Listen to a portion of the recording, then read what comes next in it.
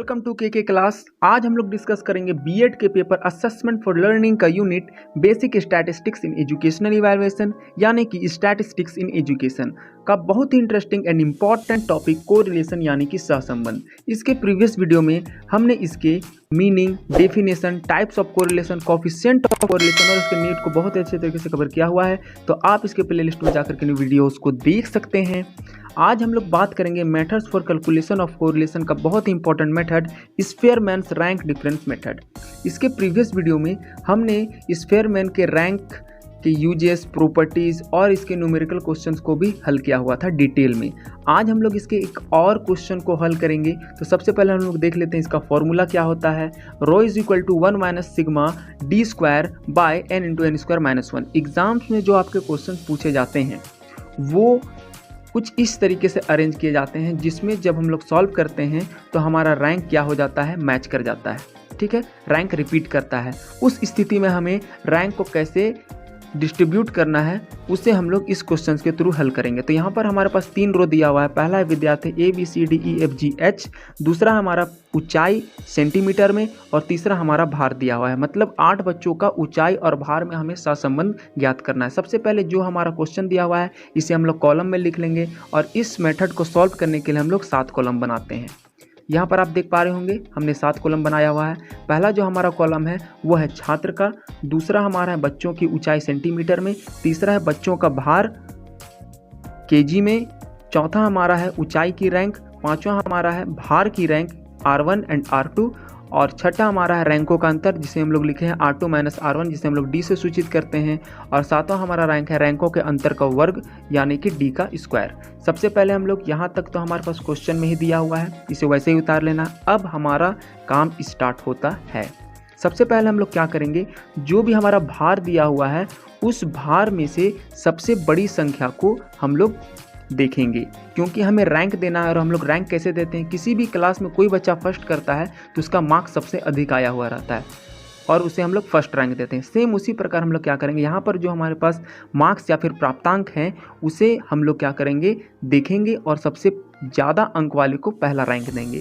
तो यहाँ पर आप देख पा रहे होंगे जो सबसे पहला या फिर सबसे ज़्यादा नंबर है वो है 72। तो 72 को हम लोग पहला रैंक दे दिए। दूसरा हमारा है 67 जिसे हमने दूसरा रैंक दे दिया। तीसरा हमारा है 66, इसे हमने तीसरा रैंक दे दिया।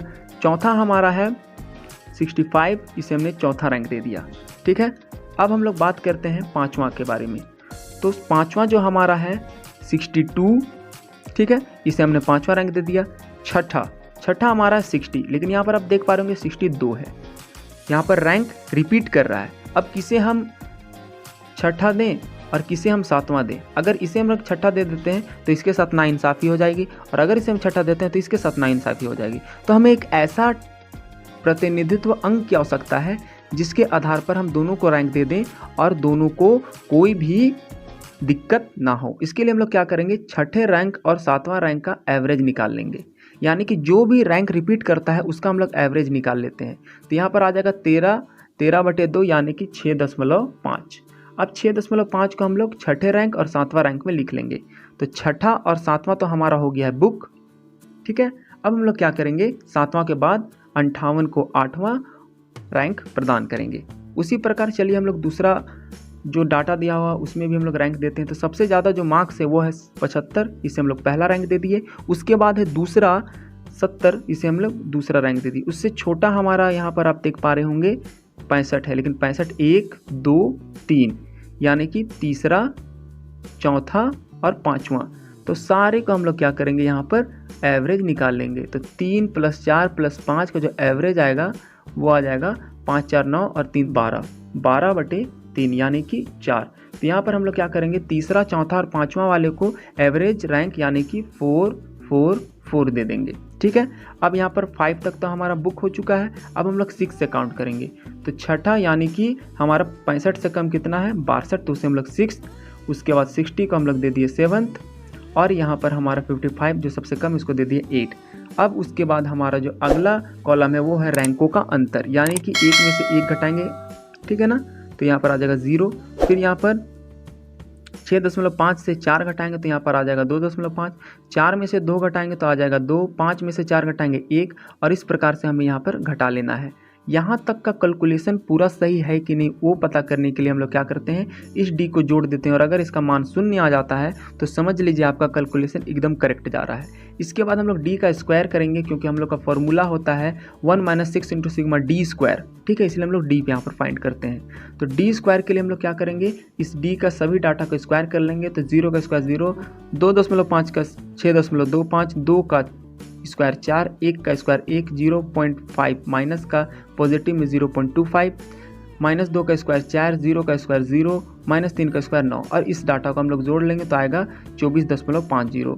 अब यहाँ पर हम लोग क्या करेंगे, हम लोग को पता है n = 8, और यहाँ पर सिग्मा डी स्क्वायर का मान आया 24.50। यहाँ पर स्पेयरमैन की रैंक अंतर विधि सूत्र से हम लोग जानते हैं रो इज इक्वल टू, यानी कि सहसंबंध गुणांक होता है 1 - 6 × sigma D square bye n × n square -1। यहाँ पर 1 और इस वैल्यू को हम लोग रखेंगे, वैल्यू को सॉल्व करेंगे तो यहाँ पर हो जाएगा 147। यहाँ पर 9 गलती से लिखा गया, यहाँ पर हो जाएगा 8 ब्रैकेट 8 का स्क्वायर 64 - 1, यहाँ पर हो जाएगा 63। 8 × 63 को गुना करेंगे तो आ जाएगा 504, और इसको सॉल्व करेंगे तो हमें मिलेगा रो का मान 0.71। तो क्योंकि ये जो मान है ये धनात्मक में है, ठीक है ना, क्योंकि सहसंबंध लिखा गया है, सहसंबंध गुणांक 0.71 है, इसलिए बच्चों की ऊंचाई और भार में उच्च धनात्मक सहसंबंध होगा। क्यों उच्च धनात्मक सहसंबंध होगा, तो यहाँ पर आप एक डाटा देख पा रहे होंगे, यहाँ पर उच्च धनात्मक सहसंबंध का जो नंबर है वो यहाँ से यहाँ तक लाई कर रहा है, यानी कि उसके बीच में हमारा 0.71 है, इसलिए ये उच्च धनात्मक सहसंबंध होगा। तो अगर आपको ये वीडियो पसंद आया तो चैनल को सब्सक्राइब करिए, लाइक करिए, शेयर करिए और कमेंट करिए। धन्यवाद। जय हिंद।